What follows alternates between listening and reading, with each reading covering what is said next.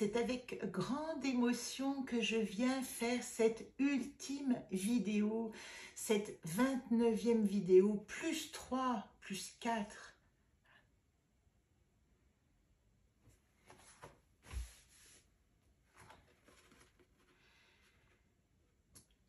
Mes chers, mes très chers, bienvenue pour cette ultime vidéo que je tourne concernant les rencontres entre chacune des 29 anacartes du jeu et les 64 hexagrammes. Il y a eu cette année 29 plus 4, puisque le dernier arbre s'est dédoublé, donc il y a une anacarte qui a le droit à 2 vidéos. Eh bien, ça fait combien ça? 29, 33 vidéos pour essayer de vous raconter cette rencontre extraordinaire entre deux mondes symboliques. L'un qui est, pour moi, en tout cas de ce que j'ai créé, simple, ludique, basique, des images, 29 images archétypales qui nous permettent de rentrer en connexion avec notre inconscient, faire remonter nos processus inconscients à la conscience à travers le jeu, le ludique, un petit dessin. Et puis, le monde symbolique peut-être le plus complexe que je connaisse à ce jour, si j'exclus le Human Design, parce que c'est quelque chose aussi, mais ce Hiking, cet enseignement quadrimillénaire qui a été inventé à partir de 8 trigrammes, je vous en ai assez parlé, mais je trouve important de vous le rappeler, c'est pas quoi qui exprime des énergies. Chen, le créateur, les 3 traits pleins, les 3 traits coupés, Quen, le réceptif, la terre, voilà ici le masculin, voilà ici le féminin, et puis nous avons 3 frères et 3 sœurs qui vont déterminer des qualités de yang et de yin qui sans cesse se rencontrent et produisent ce qu'on appelle la roue du Tao. Alors je vous donne quand même une petite indication, c'est important, c'est pas du tout la même forme que les autres vidéos parce que cette anacarte qui n'est autre que la carte blanche et que j'ai appelée m'habiller, je vais vous les expliquer tout de suite pourquoi, elle n'a pas d'hexagramme associé. Elle est la roue du Tao. Cette carte blanche, quand on la tire dans le jeu, déjà, on sait qu'elle appartient ici, dans le chemin de vie, au saut quantique de la conscience. Alors que je vous parle, toute cette ligne-là n'a pas été tirée, ni la dernière. Mais c'est intéressant parce que je ne sais pas où va se positionner la carte blanche, donc je dois vous parler aussi de cette carte et qu'après nous allons prendre conscience de où est-ce qu'elle agit. Elle n'est pas forcément la 29e carte, mais quand elle a été créée, où est-ce qu'elle était, cette m'habiller? On va la trouver ici. Quand j'ai créé le jeu, eh bien, j'ai tiré les cartes une à une comme je l'ai fait cette année. Et évidemment que cette carte, elle est arrivée à un endroit qui n'était pas forcément l'ultime endroit, puisque je suis en train de regarder avec vous. L'ultime endroit, c'était Chesme, c'était l'amour, c'est magnifique. Et là, vous voyez, je ne l'avais pas encore dessinée et quand je l'ai tirée, je la reconnais parce qu'elle ne porte pas le nom d'une anacarte, je l'ai appelée ici haïku, puisque je m'exerçais à faire une poésie pour chaque carte associée. Elle était en situation actuelle dans l'arbre de communiquer. Et c'est intéressant parce qu'à cette époque où j'ai créé cette communauté symbolique entre le Hiking et les anacartes, eh bien, cette carte blanche, elle m'a donné carte blanche pour inventer ce mode relationnel. Et j'ai décidé, du coup, de créer ce petit haïku à chaque carte pour lui donner une identité, pour que tout de suite, on puisse savoir de quoi on parle. D'ailleurs, je vous le dis, puisque aujourd'hui, ce n'est pas le même principe que les autres vidéos, voilà le haïku associé. Oh, mon âme habillée, tu parles la langue de mon âme, voix de liberté. Voilà ce qu'elle me disait. Alors, dans le chemin de vie, elle correspond évidemment, vous l'avez compris, à m'habiller ici, blanc, la roue du Tao. Pourquoi s'appelle-t-elle à m'habiller? Qu'est-ce que c'est? Elle s'appelle pas m'habiller, elle s'appelle m'habiller parce que j'utilise toujours 5 lettres pour nommer les cartes. Quand je tombe sur la carte blanche, je réfléchis dans l'énergie symbolique de la totalité du jeu. Comment cette carte blanche va me donner un archétype supplémentaire pour réaliser mon chemin de vie. Ici, nous étions en 2020, est-ce que ça vous rappelle quelque chose? Nous étions à l'époque du Covid. Nous rentrions dans, vous voyez ici, si je suis dans l'arbre de communiquer, Ici, il s'était passé janvier, février, mars. Quand j'ai tiré cette carte blanche, nous étions au début de la problématique du Covid et de l'enfermement. Voilà pourquoi il y a le mot liberté dans son haïku. L'Amabié, c'est une magnifique figure, une chimère japonaise qui est une sorte de déesse. Alors elle est très déterminée, hein. On sait qu'elle a des cheveux gigantesques, et puis elle a 2 pattes griffues, et puis elle a un visage, en tout cas une tête de sirène, mais avec un nez en forme de bec. Je vous mettrai évidemment le lien sur l'Amabié où vous pourrez regarder. Cette figure japonaise, elle a été utilisée pour le soin et pour la guérison. Elle dit, l'Amabié, qu'il y a des énergies quand on la sollicite de guérison.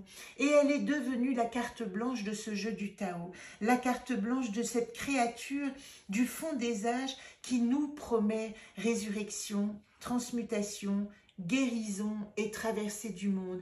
Et c'est pourquoi aujourd'hui, vous voyez, j'ai pris le I Ching originel, le I Ching qu'émettant Papa Jung, le livre des transformations, traduit par Richard Willem et Étienne Perrault, qui étaient des personnes qui ont collaboré avec Jung quand il a décidé de s'intéresser au livre des transformations. C'est le premier livre que j'ai reçu de ma maman quand j'étais très jeune, parce qu'elle-même et dans sa famille utilisait ce Yi King comme un tirage, comme un oracle. Et là, vous voyez toutes les positions des 64 hexagrammes dans la roue du Tao, et ici aussi, ils sont posés avec leur transmutation. Cette image, elle sera l'image originale du jeu quand je vais l'éditer sous la forme de jeu avec mes gravures d'un côté et avec ces informations de l'autre. Donc nous avons ici, et je vous en parlerai à ce moment-là, je vous ai mis 2 roues. Il y a la roue qu'on utilise toujours, qui est la roue du ciel postérieur, la roue du roi Wen, et qui traduit le manifesté, l'ici et maintenant. Et toutes les directions, alors dans ces roues-là, le nord est en bas, le sud est en haut, hein, ne vous y trompez pas, ça correspond au feng shui et évidemment aussi. Et toutes les énergies de ces trigrammes dont je vous ai parlé sont positionnées. Mais le I Ching dit qu'il existe en deçà de ce ciel appelé justement postérieur, un ciel intérieur.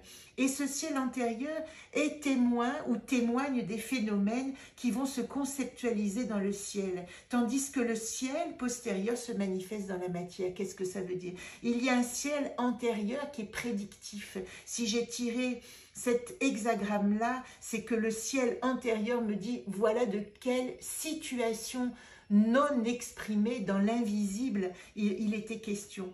Et la roue n'est pas la même des corrélations entre les trigrammes. C'est intéressant parce que quand on pousse un peu plus loin, et je ne l'ai pas pris, mais vous verrez dans la bibliothèque, le livre qui en parle le mieux, c'est le Schlumberger, qui parle de ce ciel antérieur, de ce ciel postérieur, et de la possibilité, quand on tire le I Ching, d'aller regarder à quoi il correspond dans ce ciel invisible, cette émanation de possible qui n'est pas encore réalisée. Et ça nous permet de comprendre, parce que c'est quand même fait pour ça, d'où viennent les situations, les actes, les états d'âme, etc. Donc cette dimension de cette carte, quelle que soit sa position dans notre chemin de vie de cette année, elle doit être traduite comme notre dimension magique à travers la loi du Tao. Ma dimension onirique et magique. À partir du moment où j'ai compris que je suis en transmutation permanente, eh bien j'active cette roue du Tao que j'aime tellement ici vous montrer, et c'est le seul livre dans lequel je l'ai retrouvé dans toute la bibliothèque. J'active cette roue et je comprends que toutes ces énergies ne sont que l'expression de ma totale liberté d'être en réunissant mes qualités énergétiques. Et qu'est-ce que j'en fais dans ma dimension yang, masculine, de l'animus, de l'action, et dans ma dimension yin, de la réceptivité, de la compréhension, de l'accueil et de la capacité à intégrer. Jung nous dit, le centre d'un point est partout et nulle part. Ainsi, nous sommes chacun au centre de notre propre circumambulation, cette circulation autour de ce centre qui est partout et nulle part. Une circumambulation d'énergie qui nous fait respirer, grandir, croître, nous transformer, muer, nous transmuter jusqu'à la pleine réalisation de notre être qui appartient évidemment, si on veut bien y prêter attention, à ce cycle sans fin. Et c'est la loi du Tao qui nous est présentée ici. Dans cette énergie de mouvement permanent, eh bien ici, nous allons activer la notion de saut quantique. C'est à un endroit, quand Mabi apparaît, qui me dit « Je peux activer des forces invisibles qui tout à coup vont me donner la capacité de comprendre, de faire ce saut quantique de la conscience pour faire tourner la roue de fortune et passer à un nouveau cycle d'enseignement, d'apprentissage, d'élévation. Le but de l'incarnation, c'est l'évolution. C'est un peu le sens aussi de tout ce travail que je vous ai proposé. Et cette liberté, vous voyez, d'associer cette carte blanche, c'est que cette énergie que vous allez trouver dans votre chemin de vie, elle va nous éclairer pour notre chemin de vie collectif, vous éclairer pour vos tirages sur le domaine le plus flagrant de votre émancipation, autonomie, liberté, émancipation, évolution. Voilà pour Amabié. Oh mon Amabié, tu parles la langue de mon âme, voix de liberté. Et quel que soit l'endroit où je vous proposerai cette vidéo en fonction du tirage, eh bien, j'ai besoin quand même de vous dire que arrivé à cette vidéo-là, nous sommes en train d'effectuer un saut quantique de conscience, de compréhension que tout est cycle, que tout est mouvement et simplement nous laisser bercer par les enseignements quand nous n'arrivons pas à les attraper par notre intellect suffit à nous aider de rentrer dans ce grand cycle, dans cette grande roue de la vie. Merci pour votre attention. De toute façon, c'est l'ultime vidéo puisque c'est l'ultime carte ici et ce jeu sera édité en 2025. Le temps que je remette en forme la couleur,